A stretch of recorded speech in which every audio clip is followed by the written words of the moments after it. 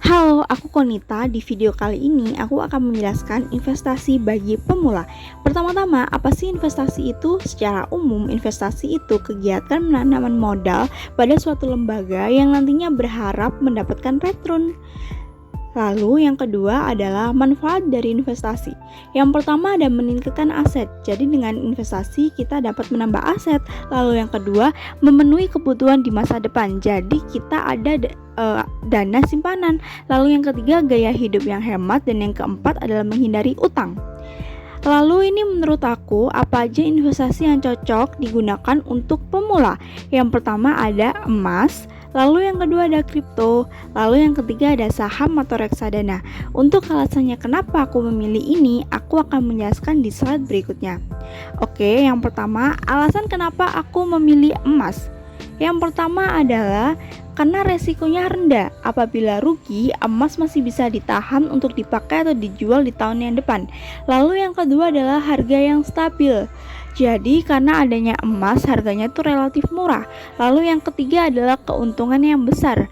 Harga emas yang stabil itu membuat emas disukai banyak orang. Lalu yang kedua adalah kripto. Alasan aku memilih kripto adalah yang pertama dapat ditukarkan menjadi mata uang lain. Jadi ini bisa ditukarkan dengan rupiah, dolar, dan lain-lain. Yang kedua tentunya high return. Jadi kita mendapatkan return yang tinggi. Dan yang ketiga adalah universal. Alasan kenapa memilih saham atau reksadana untuk investasi. Yang pertama adalah karena uang saku dapat digunakan untuk investasi sebagai pemula, teman-teman. Lalu yang kedua pengembalian tinggi karena biasanya saham dimiliki oleh perusahaan ternama. Dan yang ketiga adalah mudah dan praktis karena adanya investasi digital dapat diakses dimanapun. Lalu selanjutnya kita akan investasi untuk pemula. Yang pertama adalah tentukan tujuan dan jangka waktu. Dengan menentukan tujuan, kita bisa tahu nih tujuan kita, jangka waktu kita 2 tahun atau 5 tahun ke depan kita mau jalan-jalan atau investasi. Lalu yang kedua, ketahui profil resiko yang dimiliki. Jadi kita harus siap memilih produk yang sesuai. Lalu yang ketiga, menyiapkan dana khusus. Nah, ini biar kita tidak tertipu ya teman-teman. Lalu yang terakhir ada menambah pengetahuan seputar investasi. Nah, di sini untuk kita harus membaca berita mengenai investasi. Nah, akan menjelaskan bagaimana cara kerja emas, kripto, dan juga saham. Yang pertama ada emas. Cara kerja emas, kita beli terlebih dahulu, terus apabila terjadi investasi, kita akan menjual.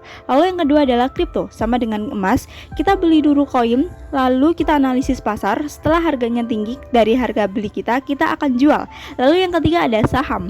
Nah, di sini kita investasikan, lalu kita analisis pasar juga. Apabila harga saham kita itu lebih tinggi dari harga beli kita, nah di situ kita harus menjual saham kita kepada pihak lain agar kita mendapatkan return dan capital gain yang tinggi. Sesuai pengalaman aku udah mendapatkan kedua-duanya.